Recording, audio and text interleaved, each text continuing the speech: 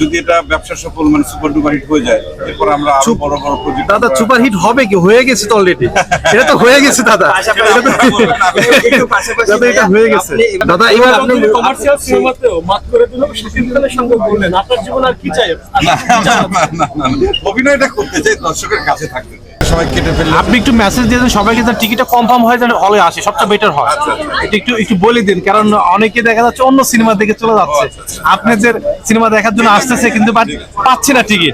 এখানে অনেক দর্শক শাকিব সাথে আপনার আরো সিনেমা পাবো কিনা সেটা সময় বলে দেবে, অবশ্যই হয়তো দেখা যাবে। তো এখনো নতুন কিছু হয়তো কনফার্ম কিছু হয়নি, অবশ্যই শুরু যেহেতু করলাম, ভবিষ্যতে হতেই পারে।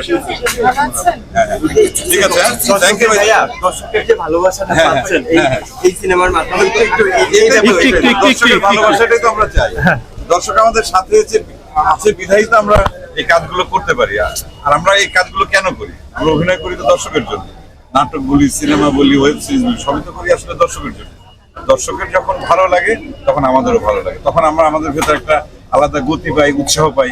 যেমন এই তুফান নিয়ে যে পরিমাণ আগ্রহ দর্শকের, ভালো লাগছে, খুব ভালো লাগছে। এবং যদি এটা ব্যবসা সফল মানে সুপার ডুপার হিট হয়ে যায়, এরপর আমরা আরো বড় বড় প্রজেক্ট। দাদা সুপার হিট হবে কি? হয়ে গেছে তো অলরেডি, এটা তো হয়ে গেছে দাদা, এটা হয়ে গেছে। এবং শাকিব খানের এবং দর্শকদের কাছ থেকে যে প্রশংসা পাচ্ছি, আমরা রিঅ্যাকশনে পাচ্ছি, মানে এই ব্যাপারটা আপনার কাছে কতটা ভালো লাগছে? আমি আসলে সারাদিন তো বাসায় ছিলাম, দুপুরে দাওয়াত ছিল। এই ভাই মোবাইলটা সামনে দিয়ে সরান, এত সামনে মোবাইল নিয়েছি। আমরা টোটাল 2 ফ্যামিলি আমরা এখানে আসলাম।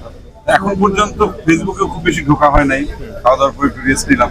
তা এই যে সকাল থেকে যে শোগুলো হচ্ছে বা দুপুরে যে শোগুলো হয়ে গেছে, আমি যতটুকু ফেসবুকে দেখলাম যে সবাই খুব হ্যাপি এবং তাদের খুব ভালো লাগছে এবং খুব মানে কি বলবো, উন্মাদনা, উৎসাহ সবকিছু প্রকাশ পাচ্ছে তাদের লেখা বা দেখার অভিজ্ঞতা। দাদা এবার আপনি কমার্শিয়াল সিনেমাতেও মাত করে দিল, শাকিব খানের সঙ্গে বললেন আপনার জীবন আর কি চাই? অভিনয়টা করতে চাই, দর্শকের কাছে থাকতে চাই সবসময়। এই দোয়াটা সবাই করবেন, দর্শক যারা আছেন। আমরা যে চেষ্টাটা করি আপনাদের জন্য, আপনাদের বিনোদনের জন্য, আপনারা আমাদের পাশে থাকবেন। যখন আমরা অনেক কষ্ট করে একটা কাজ করি, আপনারা এসে সিনেমা হলে যখন দেখবেন, তখনই আমাদের সার্থকতা, বা ভালো লাগলে আমাদের সার্থকতা। এবং অডিয়েন্সের মুখে মুখে তুফান ভয় পাইছিস, মানে এই কথাটা আসলে ভয় পাইছি রে।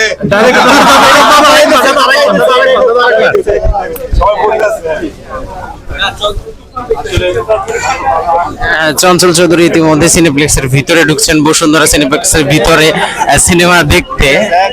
তিনি ডায়লগটি দিয়ে গেলেন পরিশেষে, ভয় পাইছি রে। ভয় পাইছি রে।